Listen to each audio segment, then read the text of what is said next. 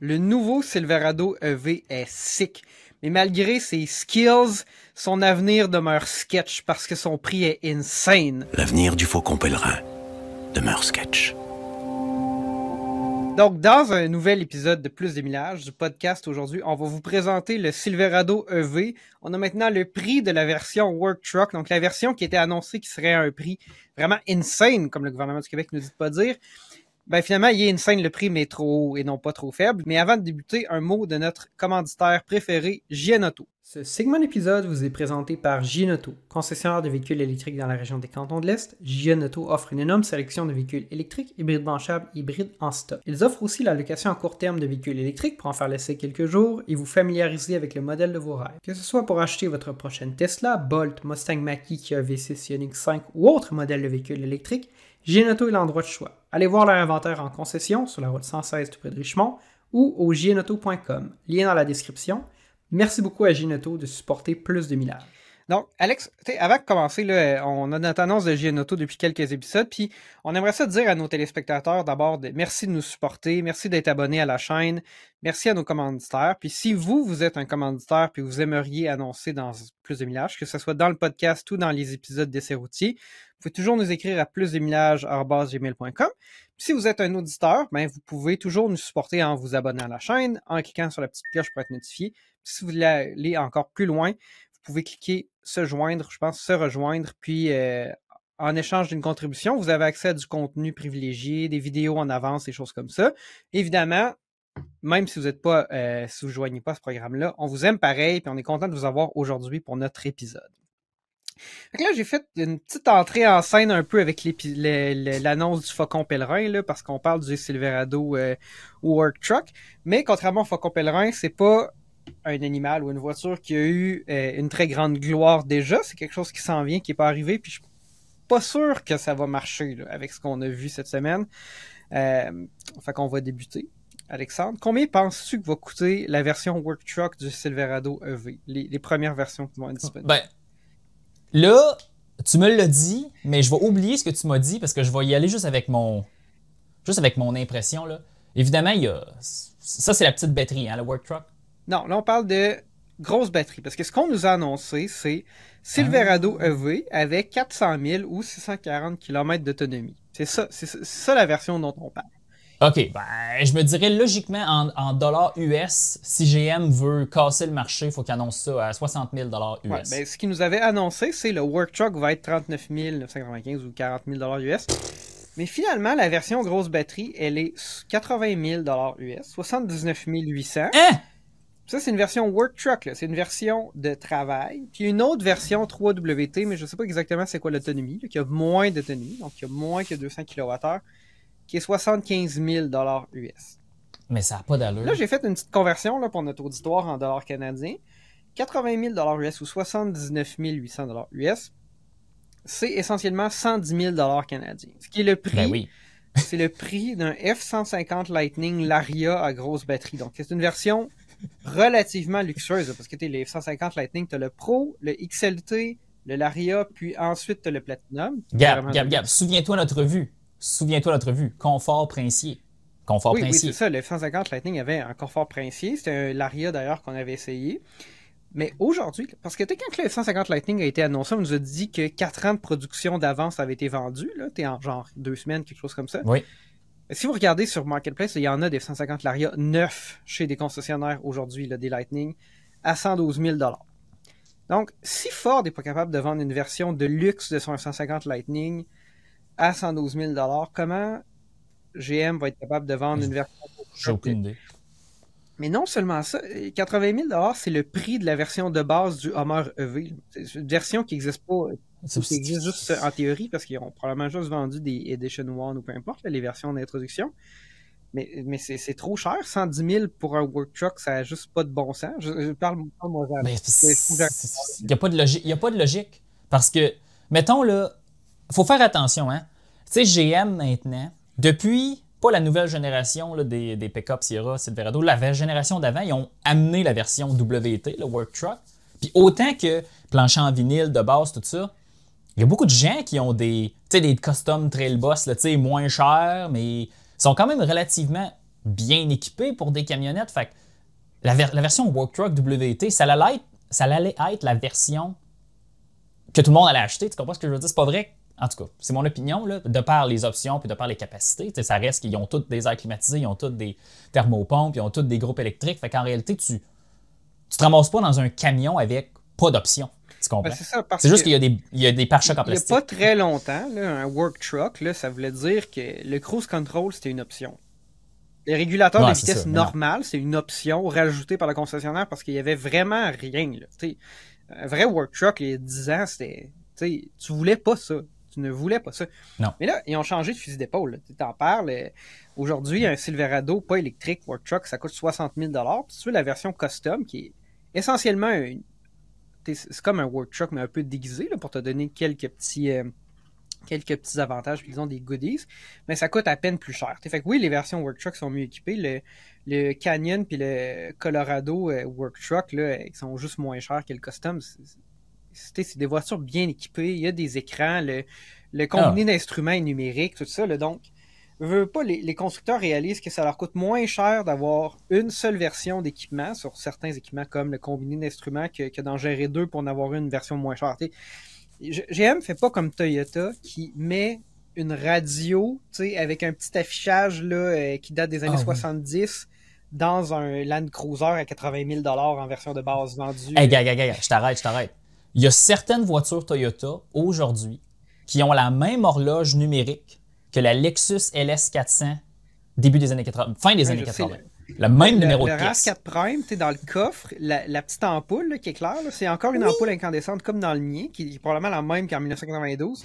L'ampoule au complet à bouche, elle tient sur presque rien, c'est tout croche. Essentiellement, c'est tellement cheap que plutôt que d'avoir, dans le fond, un commutateur, comme une switch, qui ensuite envoie du courant à l'ampoule, ben l'ampoule au complet se déplace à l'intérieur du bâti de la lumière, puis c'est ça qui fait le contact. Mais c'est tellement optimisé pour la cheapness. Bref, aujourd'hui, les constructeurs font moins ça. Ils réussissent, ils mettent dans les versions de base plus d'équipements parce qu'au final, ça leur coûte moins cher, mais ça fait que les versions de base sont plus chères. Puis là, je pense qu'à 110 000 $, ils vont manquer le bateau. Ce qu'ils nous avaient promis, c'était 53 000 $ canadiens, 54 000 $ canadiens pour une version de base. Là, finalement, ce qu'on nous dit, c'est mais là, ce qu'on annonce, c'est la version 3WT puis 4WT. Fait que, on pourrait s'attendre à ce qu'il y ait une version 2WT puis 1WT qui va être des plus petites batteries. Mais je veux dire, même s'ils mettaient le quart de la batterie, même s'ils mettaient 50 kWh, ils vont pas descendre le prix à 40 000 $ US ou 53 000 $ canadiens. Là, ça arrivera pas. Fait que là, je pense qu'ils vont... J'avais vraiment hâte là, de voir le Silverado. À la limite, là, je me projetais dans le futur, je me disais, mais là, si un Work Truck c'est 53 000, mais j'achèterais peut-être pas ça tout de suite, mais dans quelques années, je pourrais acheter ça. Ça pourrait être mon auto. Je pourrais vivre avec le manque d'équipement pour avoir une camionnette électrique qui a 640 km d'autonomie, que je peux aller au chalet et tout, mais là, ce rêve-là est brisé. Là, je suis déconfituré. Comment je pourrais te dire, Gab? Je ne pense pas... Là, je vais casser le rêve de bien du monde. Là. Des trop grosses batteries, je pense pas que c'est la solution pour l'instant. La densité d'énergie des batteries est tellement faible comparée à du carburant, de l'essence. Rappelez-vous la vidéo de la Tesla Model Y des 500 km. 1 litre d'essence, c'est 8,9 kWh. Donc, quand on revient et on met ça en perspective, un F-150 Lightning, grosse batterie, ça a à peu près, là je vais faire les mathématiques rapidement. En réalité, on peut diviser par 10, là. Ça a 131 kWh divisé par 10. Ça a 13 litres d'essence. Imaginez, là, mettez 13 litres d'essence dans une camionnette pleine grandeur V8 ou avec un V6 turbo. Vous allez où avec ça? Vous avez fait 100 km. Fait que là, le F-150 Lightning, dans la vraie vie, va peut-être faire 300 km là, dans les pires conditions, là, avec ça ou dans des conditions moyennes. Fait que c'est quand même relativement efficace, mais tu vas pas loin pareil. Donc, comme je te dis, je pense que les camionnettes pleine grandeur ne sont pas encore prêtes à une électrification complète. Je pense que quand la densité d'énergie va augmenter de 30-40%, là, ça va avoir plus de bon sens. Là. Je pense que, mettons qu'on représente ça d'une autre perspective, c'est qu'aujourd'hui, c'est pas économiquement viable. Faut que je revienne un peu en arrière, c'est que pour faire une camionnette qui a une autonomie raisonnable, électrique, il faut qu'elle coûte extrêmement cher. Ça veut pas dire que c'est pas avantageux pour quelqu'un. Par exemple, la personne qui nous a prêté son F-150 Lightning, ben lui, il a fait 33 000 km depuis le mois d'août. Fait que c'est sûr que il a sauvé des milliers de dollars en essence, puis au bout de quelques années, t'es quelqu'un comme ça qui fait 50-60 000 km par année en camionnette, parce que soit c'est ça qu'il a de besoin ou c'est ça qu'il va avoir pour son travail. Oui, il va rentrer dans son argent. Fait que le point, c'est pas que c'est pas économiquement viable pour quelqu'un d'en acheter une, c'est plus que il faut que ton capital expenditure, il faut que ta dépense je sais même pas comment dire en français. Bref, faut que tu sortes énormément d'argent. Ton investissement en capital. Il faut que ton investissement initial soit vraiment significatif, là, au point où c'est pas accessible pour la plupart des gens ne peuvent pas acheter une camionnette à 110 000 alors qu'il y a, je sais pas, 10-15 ans, tu pouvais avoir un Dodge Ram 9 pour 25 000 Donc, il y a quand même, on a beau avoir eu de l'inflation, là, la réalité, c'est que c'est pas accessible. Fait que je pense que s'il y a quelqu'un qui lance une camionnette hybride branchable dans les prochaines années, où la batterie est plus petite, 20-30 kWh, d'après moi, ça va fonctionner. Mais il n'y a personne, RAM, ils disent ça va venir plus tard. Personne qui s'apprête à lancer ça à court terme. Là. Fait que là, puis clairement, la technologie n'est pas prête pour faire une camionnette pleine grandeur électrique à un prix raisonnable qui a une autonomie raisonnable. Je sais pas ce qui va arriver. Moi non plus, je le sais pas. Mais comme je te dis, j'ai tellement de difficultés à... Je trouve ça impressionnant, les camionnettes pleine grandeur électrique. C'est une grosse machine qui pèse plus de, mettons, 3000 kilos que tu électrifies. Donc, c'est très, très impressionnant, mais je pense pas qu'on est rendu là. T'sais, malheureusement. Puis le modèle RST, là, parce que là, en fait, on a ce printemps ou cet été, livraison des premières camionnettes Work Truck du Silverado EV. Plus tard, vers la fin de l'année, les modèles RST. Puis ça sera seulement pour l'année modèle 2025, parce que ça, c'est 2024. Plus tard en 2024, qu'on va voir apparaître d'autres versions, comme la version Trail Boss ou des choses comme ça. Ouais. Mais moi, je te fais le pari, Alex, que moins d'un an après la livraison des premiers modèles, exactement comme avec le F-150 Lightning, on va se retrouver avec des Silverado RST trop chers chez les concessionnaires que personne ne veut acheter. Chevrolet ont lancé le Silverado ZR2, là, la version évidemment à essence. Oui. Là. On a essayé le AT4X, le Sierra AT4X, qui est la version équivalente chez GMC. Il y en a plein. Si tu veux un Silverado ZR2, là, qui est un modèle extrêmement désirable, c'est la version la plus hors route du... Il y en a plein chez les concessionnaires parce que c'est 90 000 $. Les gens n'ont pas envie de financer 90 000 $ sur 8 ans à des taux d'intérêt exagérés. Il y a un concessionnaire qui entrepose ses Dodge Ram près de chez moi. Là. Je les ai comptés en marchant avec le chien l'autre jour. Il y en a 88. 88 Dodge Ram. Puis il y a beaucoup là, de grandes Cherokee 4XE. Là, puis il y en a qui ont l'air d'avoir passé l'hiver là. Hey Gab, peut-être les contacter pour en essayer. Je pourrais, il y en a qui traînent. Oui, c'est une bonne idée. Puis j'ai vu un autre concessionnaire qui annonçait, encore une fois Chrysler, qui annonçait des véhicules l'autre jour. 288 véhicules en inventaire sur leur site web. Je commence à regarder ça. Probablement, il n'y a rien en bas de 45 000, puis c'est des Jeep Compass. Mais non. Puis, le nombre de Dodge Ram à 80 000 $, des Dodge Ram classiques à 70 000 puis des Grand Cherokee 4XE, il y a tellement d'autos en inventaire dans certains de ces concessionnaires-là, mais c'est que c'est pas les autos que les gens ont envie d'acheter en ce moment. Parce qu'il n'y a personne qui a des autos pas chères. C'est ça le problème. Hey, tu m'envoies quelque part. J'ai finalement, 6 semaines plus tard, avoir mentionné à Volkswagen mon désir de récupérer mon dépôt sur le Volkswagen D4 que j'avais commandé. On me rappelle 6 semaines plus tard, monsieur, votre chèque est finalement prêt. Ben oui, bien sûr, hein, tu as pris mon argent sur une carte de crédit au téléphone, mais 6 semaines faire un chèque, peu importe. Je me dirige vers Pickering Volkswagen, en banlieue est de Toronto. Et là, j'arrive, je parque ma voiture. Là, je regarde, je fais, OK, on a 1, 2, 3. Je compte 6 ID4 dans la cour. Puis là, je m'approche, je regarde. OK, All-Wheel Drive Pro S Statement Package avec les roues. OK, non. All-Wheel Drive Statement Package. Tous des modèles. Puis là, je regardais là, 68 000, 64 000. Fait que dans le fond, des ID4, là, si vous en voulez, là, amusez-vous, gâtez-vous, il y en a. Mais vous n'aurez pas des 2 roues motrices 82 kWh Pro avec aucune option, mais c'est déjà très, très bien équipé. Puis vous n'aurez pas des... Puis tu sais, c'est très rare de trouver aussi ça avec la batterie 62 kWh. J'en ai vu un cette semaine, je te l'ai envoyé. Une annulation à Québec, 43 000 $. Là, je pense que c'est le vrai prix. Je pense que c'est un peu ça le point. C'est que là, on a vraiment un changement. Là, avant, il n'y avait pas d'auto électrique de disponible. là, il y en a, mais c'est les modèles que les gens ont le moins envie d'acheter, soit parce qu'ils sont trop chers, ou dans certains cas rares, c'est des modèles trop de base qui ont pas assez d'autonomie. Fait que j'imagine que si tu veux un Mazda, comment c'est X30? MX-30. Il doit y en MX-30. avoir là, chez les concessionnaires.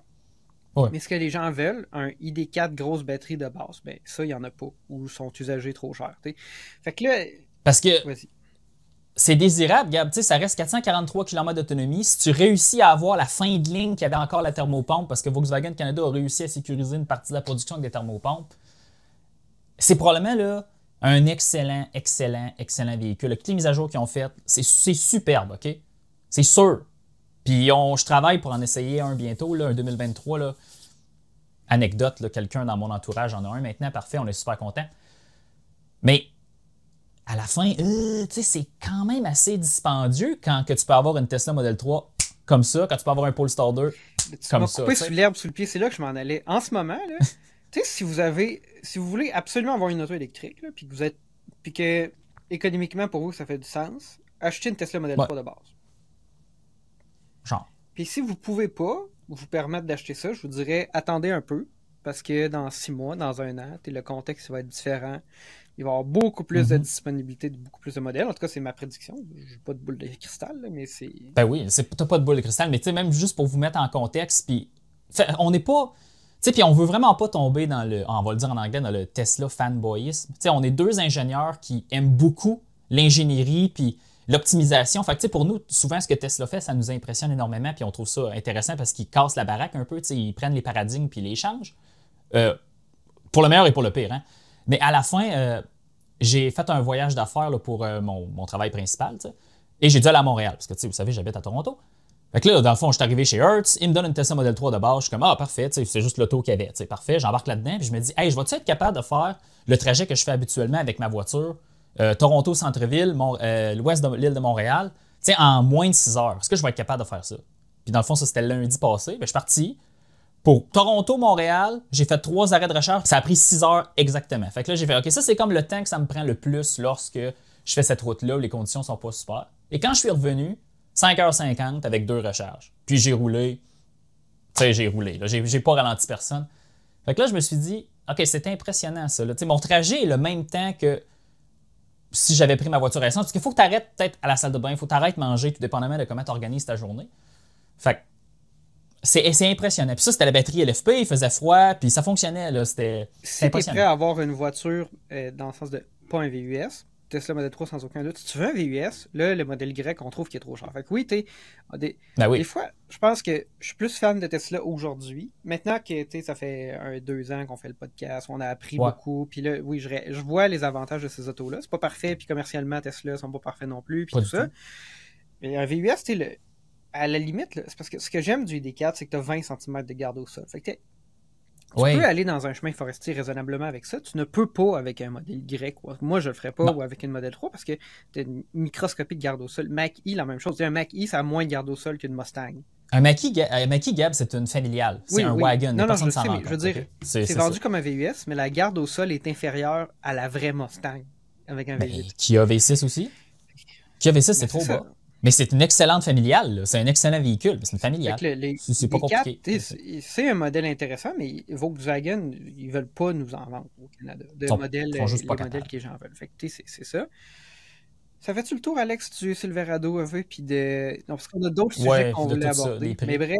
Ben, j'ai un sujet super intéressant, puis là-dessus, on n'est pas d'accord parce que je pense que t'es pas un gars qui aime beaucoup les véhicules Hyundai. Je sais pas pourquoi, mais c'est pas grave. Les nouveaux véhicules électriques Hyundai. Ioniq 6, hein, ça faisait longtemps qu'on attendait ça. Hein, le véhicule le plus aérodynamique. Voilà. Tu as le droit.